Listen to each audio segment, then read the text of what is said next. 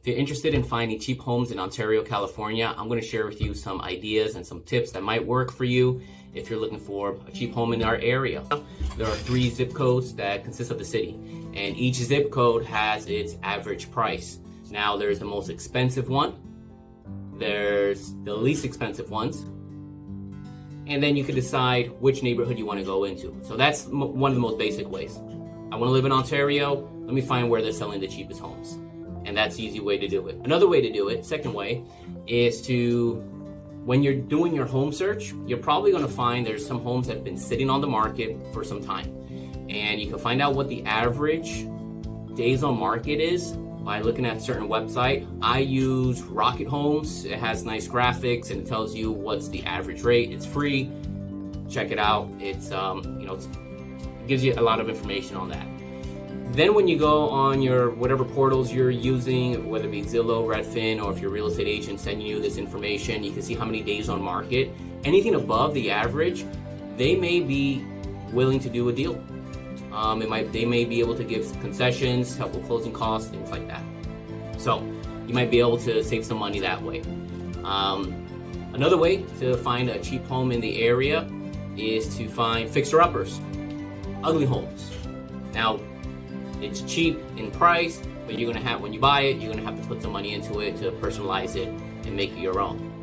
When you do that, one, you gotta spend cash to do it, or maybe a home equity line of credit or a 203k loan. Those are pretty complicated loans. I did one myself. If you're able to do it, great. It takes a long time. It's a pretty big process, but you'll be able to do. You'll be able to fix up the home the way you like it. So that's the plus on it. Another avenue, and I'm just going to share with you as a real estate broker what we do to find homes to sell, is to contact our sphere of influence. So people that you know, you on average, the average person supposedly knows about 200 people plus or minus. Contact everyone there, see who's looking to sell, and maybe you might find someone, might get lucky, and then you're able to do a deal, and there you go. You might find a better deal than had it been on the retail market. Another opportunity is, again, what real estate agents do. We send out letters. We send out postcards, direct mail. We put ads out saying, hey, I have a buyer. I'm looking they're looking for a specific home. This is what I particularly do for my clients. If we're looking for a specific home, we write a letter. It looks like something like this.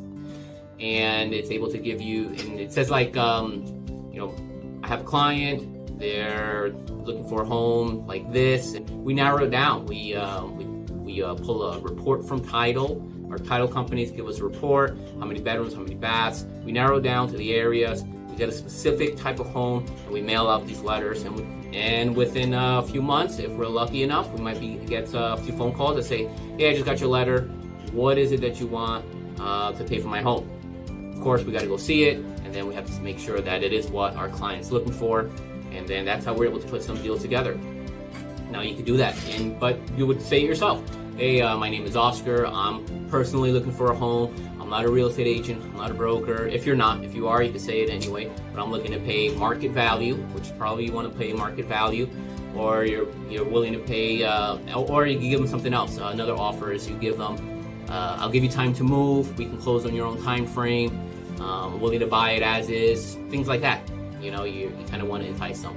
And then they give you a call. A seller will give you a call and say, I got your letter. You want to buy my house. And the key with these letters, if you personalize it, in other words, if I were doing this for myself, hi, my name is Oscar Pinto. I'm a real estate agent. I live in Ontario, California, and I work in Ontario, California, and we're looking to move. We want to move out of our location. It's pretty small. My family grew. We're looking for something that's similar to your home, which is larger than ours. We're going to care for it. I'm going to be the one living there. That gives it a little personal touch. You might throw in your Instagram account or whatever social media link, and they may say, check me out here if you want to, maybe we can connect. And I'm really looking to, stay in the community. Some sellers are more open to selling to an end user as opposed to like a flipper, investor, things like that. Because typically flippers and investors, iBuyers, like those big Wall Street companies, they're going to pay less. Again, you may be able to pay a little bit more, but still be able to save money. And that's the way you can find yourself a cheap home. So those are some tips there. That's a pretty big one. Another one that's coming out in our market right now, this may change in the future, is that about 20% of homes that are going in pending, meaning that a contract has been accepted, are falling out for a variety of reasons. So if you see some homes, whatever, you see 10 homes you like, there's a chance that 2 of those are going to fall out. And maybe at least 1. So contact those listing agents, those agents, say, hey, how's that escrow going? I would like to submit an offer to be a backup offer. If something were to go wrong, go ahead and reach back out to me. Send those listing agents an offer, and you'll be the backup. It doesn't cost you anything. Obviously, you're not going to go see it probably before doing it, but at least on paper it may make sense. And if something's going a little shaky, you go check out the house. Maybe you can swoop in there and purchase it, right? Doesn't go put back on the market. You'll just go right in there. So that's another way to do it. Some other key points that you want to do is, besides money, some sellers want different things, like time. Big thing is time. Some offers that we see in the marketplace is we can close fast in 10 days, 14 days. For some sellers, that's great.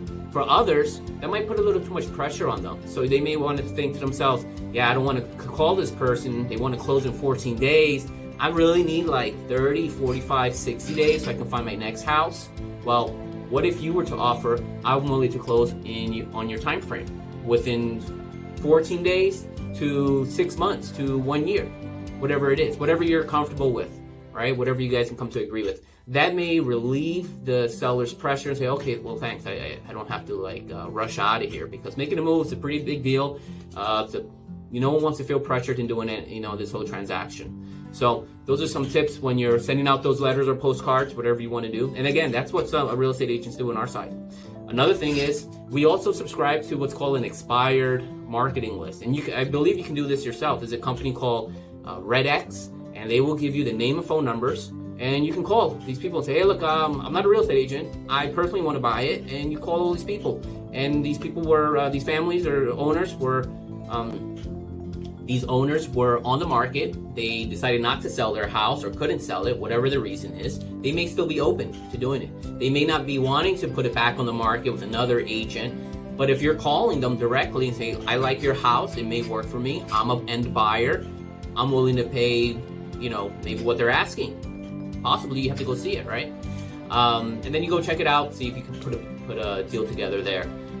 Again, these are things that we do to find sellers to put their homes on the market. So, but you're able to do that. You're capable of doing it. You'll be doing it, once, or maybe you want to become an investor after that and continue doing it. I don't know. So those are some ways to find cheap homes here in Ontario, California. And a lot of those can translate into different areas wherever you're at. You might be able to use those same techniques. Now, if you are here locally, I have a good offer. If you're here locally, and you want to send me a message of what your criteria is, I could send you that list that we get from title. Say, Oscar, I'm looking for a 3-bedroom, 2-bath in Ontario or Upland or something like that. And I could say, all right, well, and then you draw a map and say within this area, and I'll send you what I can. Again, no cost, no obligation. I'll send that out to you, and then you can start mailing to them. If you can probably look up the owner's phone number online and give them a call. Again, you might want to definitely check that do not call list. Make sure you're compliant with laws and stuff like that. But still, and of course, you can even go knock on their door and ask them if they interested in selling. You want to be the buyer. Again, this do not call list. Just cross check it. Make sure you're not you don't want to fall into any lawsuits and things like that. So those are some ways so you can find yourself a cheap home here in the area. Hopefully this information you find useful. And of course, if you want to reach out to me, you want a list from title, we definitely help you out with that. And if you are saying, well, Oscar, I don't have all this time to be doing all these things, that's what I do. I help home buyers like you find the best home at the best affordable price under the best terms for you. Okay, so take care. I hope this information you found well, and check out my other videos.